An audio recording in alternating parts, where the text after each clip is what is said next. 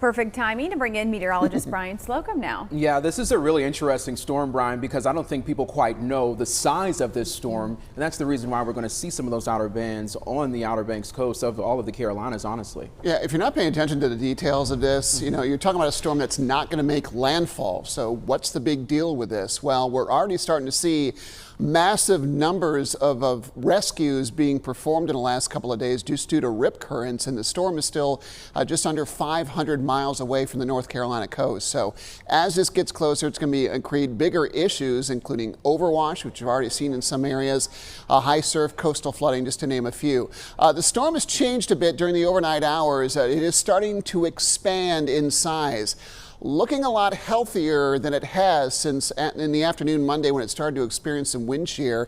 It's starting to leave all that behind, and it's picking up some forward speed. North-northwest movement at 13 miles per hour. Winds are still 100. We're waiting for the 5 a.m. advisory to come in, but it may strengthen here this morning. If not at 5, then maybe a little bit later on. It is expected to potentially become a major hurricane again, pretty close to the North Carolina coast as it starts to take that slow turn to the north and to the east, and eventually kind of merge with the overall weather pattern and making things a little more extratropical.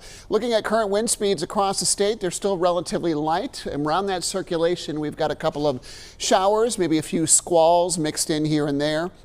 Approaching the coastline, rain is not expected to be a major issue along the coast from the storm. Just far enough away that it won't see the big rains, but some bigger bands on the outer edge may just clip them from time to time. We've got a pretty quiet morning overall across the area. Our temperatures have settled into the mid to upper 60s across most of the Piedmont.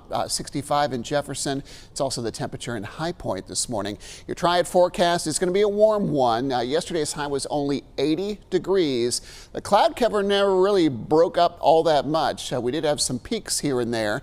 We should see more today. Northwest winds at 5 to 10, perhaps a little fog in the morning, but temperatures just a few degrees below average for today. A warm day across the foothills. Might see a shower a little bit later in the day. Some patchy fog potentially west. Much better rain chances for the mountains, especially along the ridgeline. You can see that on the hour-by-hour forecast. Chance for showers as storm starts to pop up around 2 or 3 o'clock this afternoon, fading during the evening hours. It probably won't get much farther east than the far western foothills. Temperatures back near 70 tomorrow morning. Should be a muggier day with Erin on approach. Could see a few showers and thunderstorms popping up. There's also a cold front sliding in from the north and west.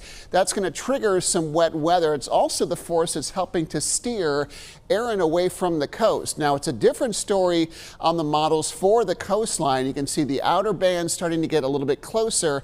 Wednesday night and Thursday should be the biggest impact from potentially some decent rain, the highest swells, and the gustiest winds starting to pull away during the day on Thursday before it moves into the open waters of the Atlantic. The effects will likely linger for much of Friday before it begins to taper off. And even though the weather will be better this weekend, if you've got plans to go to the coast for the week, you might want to check with your local authorities in those locations to see what the storm did. Wind gusts could be into the 50s Wednesday night and early Thursday across the Outer Banks. That by far and away is the areas likely going to feel the biggest impact from this storm system.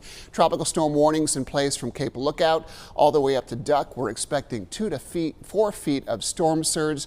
Waves could be 15 to 20 feet in height, potentially even higher, and that high rip current risk is likely going to last through at least Friday and potentially into the weekend.